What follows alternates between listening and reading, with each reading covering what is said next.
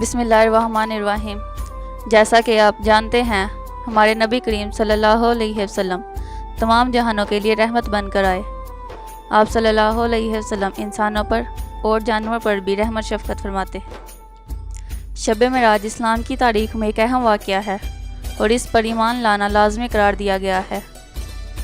قرآن حکیم میں بھی اس مقدس رات کا ذکر آیا ہے، جس میں واضح طور پر لکھا گیا ہے کہ ماہ رجب کی 27ویں رات کو اللہ تعالیٰ نے حضرت جبریل علیہ السلام کو حضرت محمد صلی اللہ علیہ وسلم کے پاس بھیجا۔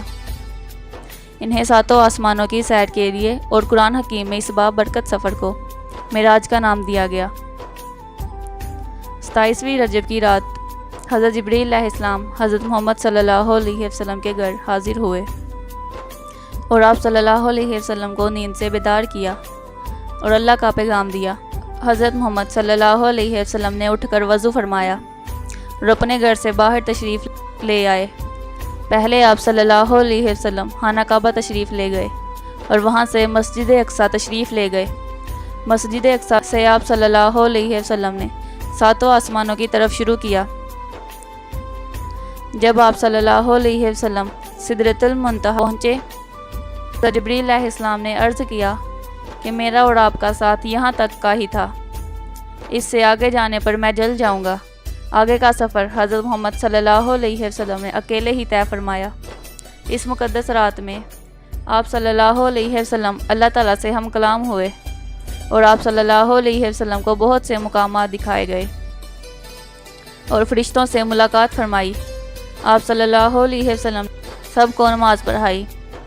اس رات آپ صلی اللہ علیہ وسلم کو جنت اور دوزخ بھی دکھائی گئی۔ آپ صلی اللہ علیہ وسلم نے طرح طرح کی سزا میں مبتلا لوگوں کو دیکھا۔ اس رات امت محمدی کو 5 نمازوں کا تحفہ دیا گیا اور ساتھ ہی ان 5 نمازوں کی ادائیگی کے بدلے میں 50 نمازوں کے ثواب کی بشارت سنائی گئی۔